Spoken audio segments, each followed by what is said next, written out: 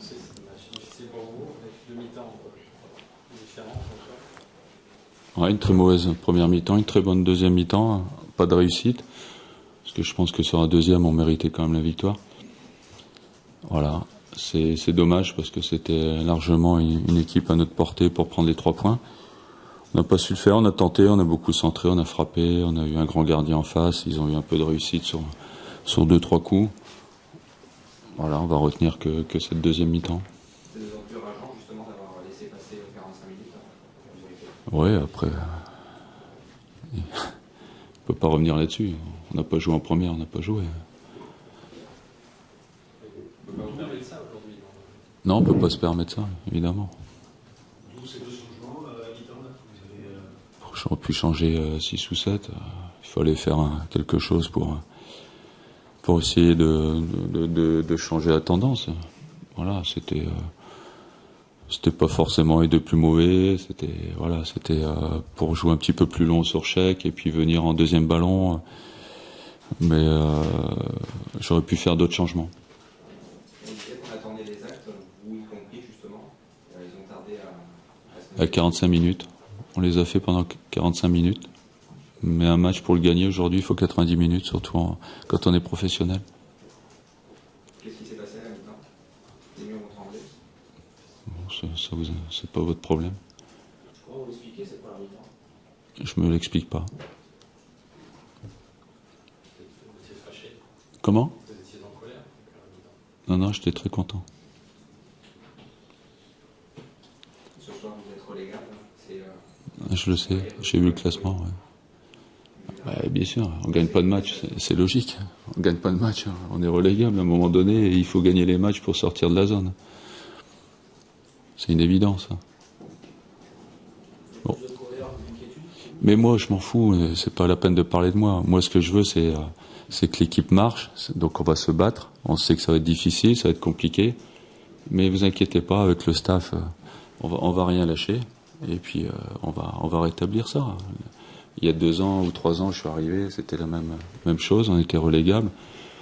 On a fait ce qu'il fallait pour redresser la situation. On n'est qu'au bout de cette journée, il y a rien de dramatique, mais il faut changer certaines choses.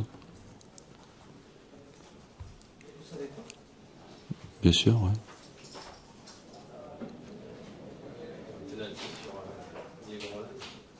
Il y a pénalty? Je sais pas, Ouais. Non, mais bon, après, ce sont les aléas d'un match qu'on n'arrive pas quand on n'arrive pas à marquer. Il y a toujours quelque chose qui fait qu'on n'arrive pas à marquer. Mais bon, on va pas s'attarder là-dessus. Je pense que on aurait pu marquer dans d'autres occasions. Je vous dis, la deuxième mi-temps, je pense qu'il n'y a jamais eu autant de centres à Chaban depuis quelque temps, à gauche, à droite, mais malheureusement, il n'y a jamais eu ou quand il y a eu but, il y avait hors-jeu, mais il n'y a jamais eu la bonne trajectoire de l'attaquant qui vient couper. Donc il faut qu'on travaille ça. Parmi les choses que vous pouvez changer, est-ce qu'il y a le système? On en avait parlé il y a quelques... C'est pas une question de système. Non. Après, on peut changer, évidemment. On peut toujours essayer des choses. C'est ce que j'avais fait il y a 2 ans, mais je pense pas qu'on n'a pas les mêmes joueurs qu'il y a 2-3 ans, et puis c'est pas une question de système. C'est pas les mêmes mots non plus, le même mal qu'il y a 3 ans. Si, puisqu'il y a quelques temps, on avait des problèmes de défense, on les a réglés. Bon, aujourd'hui, on n'a pas pris de but. Après, il faut maintenant s'occuper de l'attaque. Donc, il y a des chantiers partout. Des chantiers partout, derrière, au milieu et devant. Et surtout qu'au milieu, on n'a pas beaucoup de solutions. Avec Poco en moins, Greg Sertic a pris un coup sur le pied. Aujourd'hui, j'ai pas beaucoup de solutions au milieu. C'est ça qui me tracasse un peu.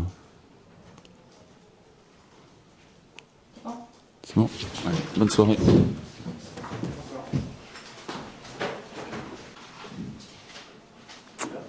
C'est bon? Ah oui, très bon point. Grâce à notre gardien qui a été l'artisan de ce point, parce que le reste de l'équipe, je pense qu'on ne méritait pas ce point. Surtout au vu de la deuxième mi-temps où on a concédé énormément d'occasions face à une équipe qui avait joué pourtant 3 matchs d'affilée.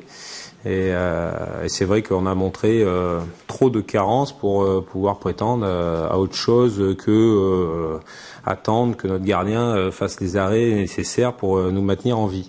Donc c'est un bon point parce que malgré tout faire un match nul ici pour nous c'est un bon résultat. Mais en tout cas c'est une mauvaise prestation, c'est notre plus mauvais match de la saison. Et il convient d'en tirer des enseignements rapidement parce qu'avec la réception de Monaco, on ne pourra pas éternellement se reposer sur Agassa comme ça a été le cas ce soir. Donc, mais je connais mes garçons et on va travailler là-dessus pour déjà concéder beaucoup moins d'occasions face à Monaco et en tout cas essayer de sortir une autre prestation que ce soir. Mais bon.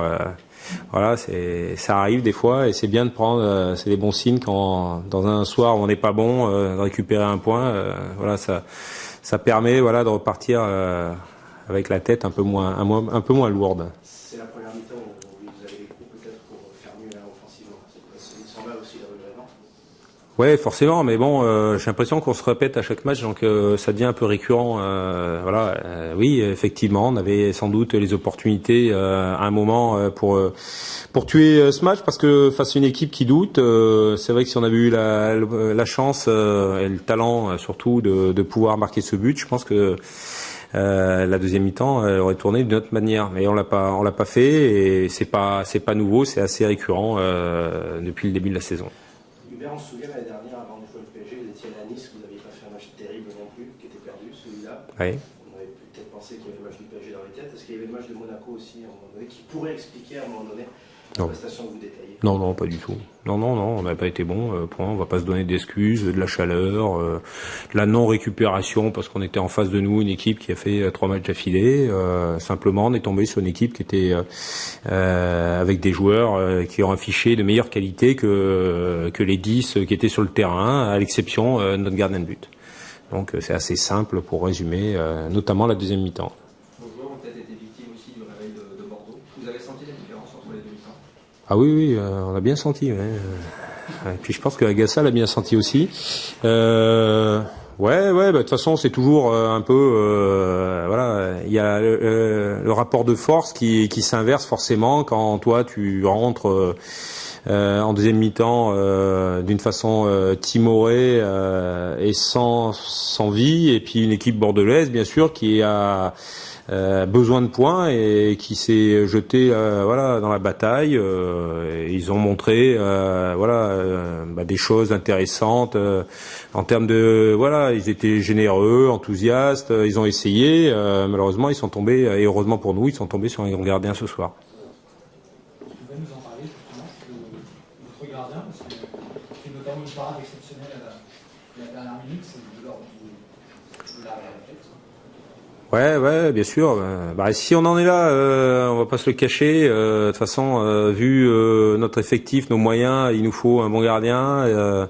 Et c'est vrai que si on avait la chance d'avoir un attaquant qui marque un peu plus, ça serait pas mal. Mais en tout cas, ça fait. Ce qui est intéressant chez Kossi, c'est que c'est un gardien qui a une grande maturité depuis de nombreuses années, et puis surtout qui a une grande régularité dans ses prestations.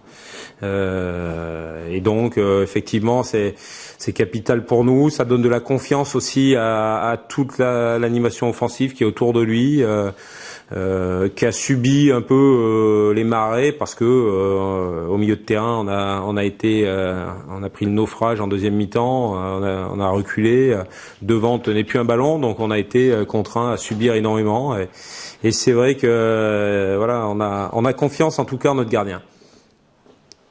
On imagine pourtant qu'à la mi-temps, tu avais dû prévenir ton joueur, peut-être que Bordeaux allait pousser en deuxième. Ouais, forcément. À l'heure actuelle, on se l'explique pas tout à fait. Moi, je l'explique par un déchet technique qui était proche du football amateur, par moment, presque des deux côtés. C'était assez affligeant de voir qu'on n'arrivait pas à enchaîner 2-3 passes d'affilée. On a été aussi battu dans l'engagement. voilà.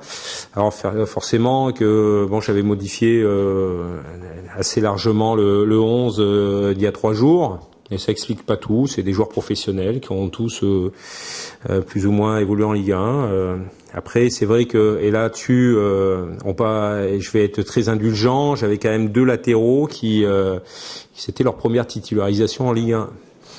Bon, ça s'est vu quand même assez souvent parce que on a été aussi assez en difficulté sur les côtés. On a subi de nombreux centres et c'est vrai que ça a été un baptême du feu. On ne peut plus difficile pour Attila et Antoine ce soir. Mais bon, c'est un baptême du feu. Ils l'ont passé. On peut peut-être penser que voilà, ça va leur servir pour les prochains matchs.